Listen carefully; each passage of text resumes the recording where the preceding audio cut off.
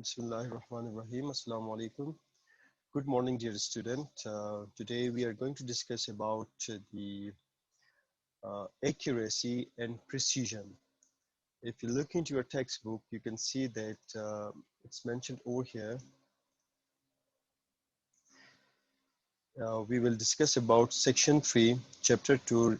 It's related to the using scientific measurements. And the very first thing we are going to discuss about is accuracy is different from precision. And the second part that we will discuss today is significant figures are those measured precisely plus one estimated digits. All these things we will discuss by today. And let me start from the very first one, accuracy and precision.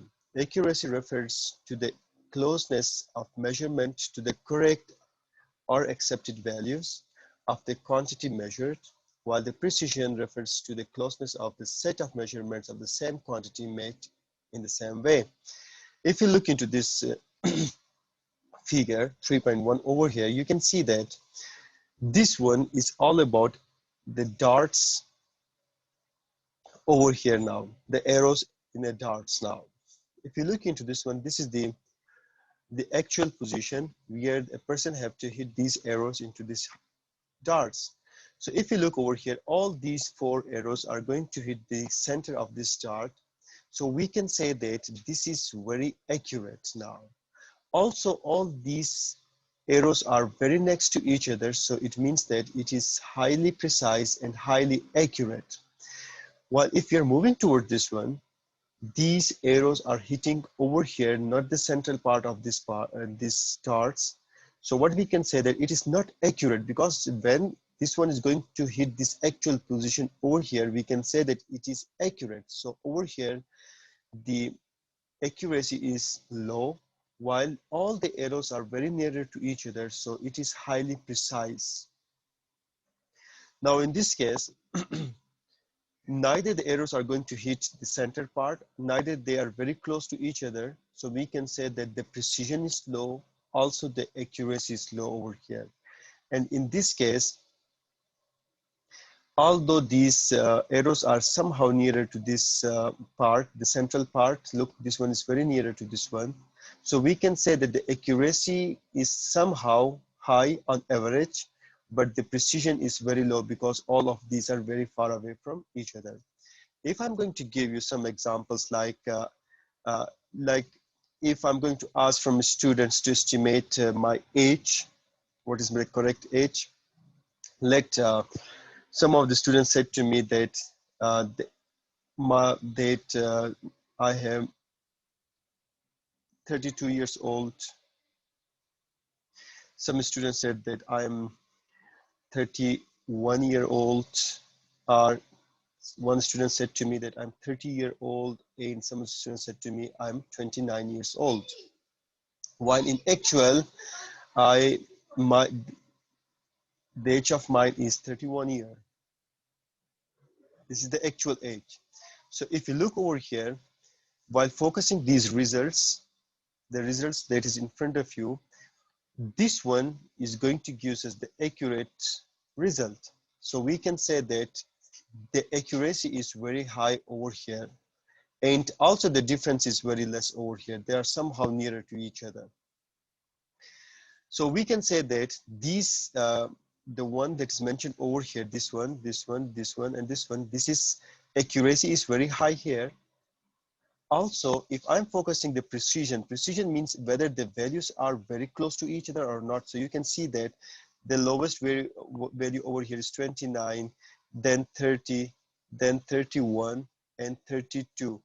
31 is over here. All of these values are also close to each other. So we can say that this is highly precise. Precision is also very high over here now. Well, in another group, when I asked the same question that predict my age, the students said that I'm 41 years old. Some students said that no, 52 years old, are 48 years old. And some students said that it is that I'm almost, you can say 37 years old. So if you look over here, none of the values are nearer to the actual one. The actual one is 31 over here. It's mentioned over here, 31.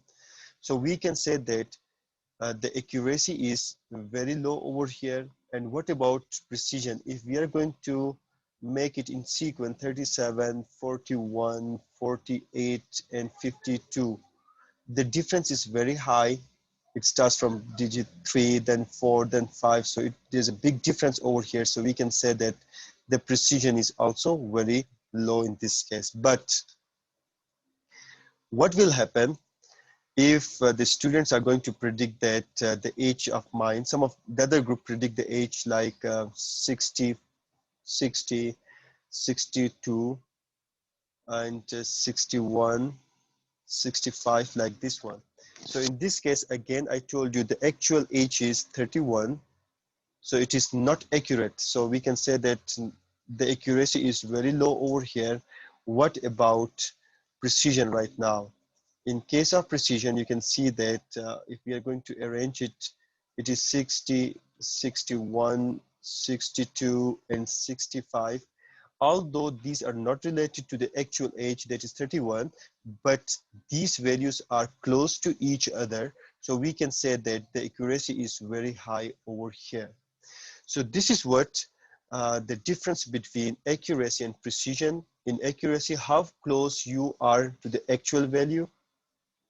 In precision, how consistent a series of values are with each other. How consistent, look, these are consistent over here, this one. This is all about accuracy and precision. The next topic is about significant figure. Dear student, there are some rules that you have to follow regarding the significant figures. So if you look over here, the very first rule about the significant figures are that all non-digit numbers are significant numbers. I already solved some of the questions over here. These are related to division. So if you look over here, 23 divided by 14, it gives us 1.64285714. So all non-zero digits are significant. So over here, we have two significant figures because both are non-zero digits. And over here, again, we have two significant figures over here. So what will be the answer over here and how we can round off these values, because it's a very, a lump sum, very huge number. So how we can solve it? So we will focus on these two values. In both of these two cases, we can see that there are two significant figures over here, two significants here. So we will focus on the two significant figures here now, that is 1 and 6. And we can round it off with respect to the next value next to this one, So you can see that if the next value is 5 or more than 5, so you can change this one, the 6, with the higher values. So if this one is 4, so it will remain the same. So our answer will be 1.6 over here. We have to convert it into, we have to round it off, and we have to convert it into two significant figure. In the second case, if you look over here, we have three significant figures here, 2, 4, 1 in this case, 3, 1, 2, both have three significant figures here, 3 here and 3 here. So if we are focusing over here, so in this case, we have 1, 2, and 3. Three significant figures we have to take over here, and then we have to round it off with respect to this one. As you know that this the value over here is 4, so these two will remain same. So our answer will be 0.772. This will be the answer over here now. While in the third case, if you look over here, there are four significant figures here. 1, 2, 3, 4. Four significant figures are here. In this case, there are 1, 2, 3, 4. Four significant figures are over here now. So we will focus the significant figures here with respect to this one, 4. 1, 2, 3, 4.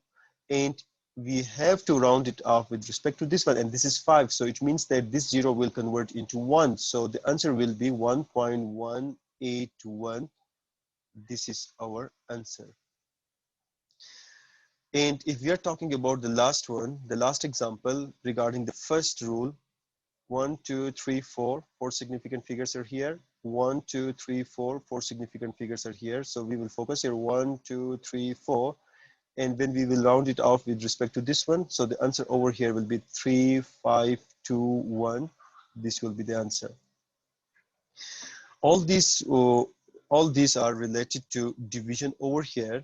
So we have to focus the number of significant figures, and then we have to round it off, and we have to make it more and more simple. We have to reduce the rest of the figures over here. While in case of the same rule with multiplication, how we can solve it now? Again, we will focus on these numbers, significant figures. We have 2 significant figures here, and we have 2 significant figure over here now. So we will focus this one with respect to the 2 significant figure, and we have to round it off with respect to the one that is in front of 5 now. So it will be 1, 6. The rest of the 2 digits will convert into 0. So this is how we have to convert it into significant figure. And in case of this one, 1, 2, 3, 4, we have 4 significant figures here. 1, 2, 3, 4, we have 4 significant figures here. So we will focus on 4 digits over here, 1, 2, 3, 4, and we will convert the next with respect to the digit in front of 4. So it is less than 5, so it will remain same, 8, 4, 1, 4, and the rest of the digits, these one will convert into 0. This is how we have to convert it into significant figures. While in case of this one, again, there are 4 significant figures here. And now look, this is different now. If over here in the first one, we notice that there are 2 significant figures in the first one, 4 significant figures in the second one, while in the third examples, we have 2 different significant figures. The first one is 4 significant figure, the second one is 3 significant figure. So how we can round it off over here now? So the answer is that we will take the lowest one, the 3 over here. So over here, 5, 0, 1. So we have to convert it with respect to this one. So the answer will be 5, 0, the 1 will convert into 2, and the rest of the digits will convert into 0.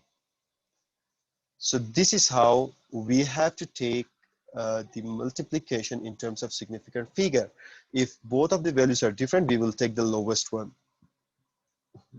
Now just in rule 2, significant figures, the second rule applies like this one. 0, when the 0 is sandwiched between non-zero digits, the numbers are always significant. The 0 is now in between non-zero digit. We will take this 0 as a significant figure right now. The case of 0 is a little bit different. We will discuss in some other examples. Sometime we will take it significant figure. Sometime we will not take it as a significant figure.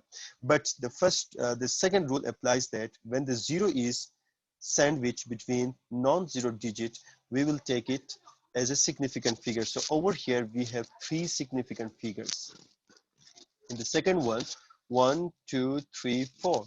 The 0 are sandwiched in between 2 non-zero digits. So this one is also a significant figure. So there are total 4 significant figures here now. In this case, 1, 2, 3, 4, 5, 6. We have 6 significant figures. Over here, the zeros are sandwiched in between the non-zero digits. Also, if you look over here, 1, 2, 3, 4, 5, 6. So 6 significant figures over here. But here now, in this case, you can see a decimal point over here. Decimal point is also mentioned over here. So if the decimal point is there and the zeros are in between it, we will take it as a significant figure. 1, 2, 3, 4, 5, 6. In this case, again, we have 6 significant figures. But if I'm moving towards the rule 3, the 0 that come before all non-zero digits are never significant. For example, if you look over here, the 0 that come before all non-zero digits. Look, this is non-zero digit, non-zero digit, non-zero digit, and the zeros are over here now. So if the zeros came before the non-zero digit, we will not take it as a significant figure. So in this case, we have only 3 significant figures. Well, if you look over here, again, the non-zero digits are here, and then we have 0 over here. We will not take this 0 as a significant figure. Again, there are 3 significant figures over here. In this case, we have only 2 significant figures over here, because before this, there is no any non-zero digits present over here. But if you will compare this one with the one over here, look, dear student, before this 0, we have non-zero digits over here. That's why we took it as a significant figure. Now, dear student, what will happen in this case now? Significant figure, rule number 4, 0 date comes after non-zero digit. Let over here, if you look over here, this one, if the 0 comes after non-zero digit like this one, so we will take it as a non-significant figure. So in this case, we have only 2 significant figures, while we will not take this one as a significant figure. So it means that there are 2 significant figures over here now. Now in this case, again, if you look over here, the same values is here, but with a decimal point. The decimal point is mentioned over here now. In this case, if the decimal point is mentioned, so we will take 0 as a significant figure. So 1, 2, 3, 4, 5. We have 5 significant figures over here now. And in this case, we have a decimal point over here, and then we have zeros next to this one. So we will say that we have only, in this case, we have, so we will take these 0. When the 0 comes after the decimal, we will take it as a significant figure. So in this case, we have 5 significant figures, 8, 3, and then there's a decimal point. And after that, when the 0 will come, we will take it as a significant figure. Again, there are some examples here. In this case, we have 7 and 8 without decimal points over here, and the 0 came after these, the non-zero digits. We will not take it as a significant figure. Only 2 significant figures are here now. In this case, the 0 came before the decimal, so we have 3 significant figures over here. And in this case, again, there is no decimal point over here, so we will not take this one as a decimal. As a significant figure. So we have only 1 significant figure in this case right now. Dear students, some of the parts are also mentioned over here in your textbook, figure 3.3. You have to go through all these rules here. The one I described over here in the whiteboard also. Again, if you're facing any sort of difficulties, you have to ask questions in the Zoom live session, also in Schoology discussion forum. You must go through these significant sample problems from your textbook. You will understand it and solve this one at home. This is your homework. You have to solve all this at home, take a snapshot of it, and you have to upload the homework in the Schoology homework folder. Thank you very much, dear student.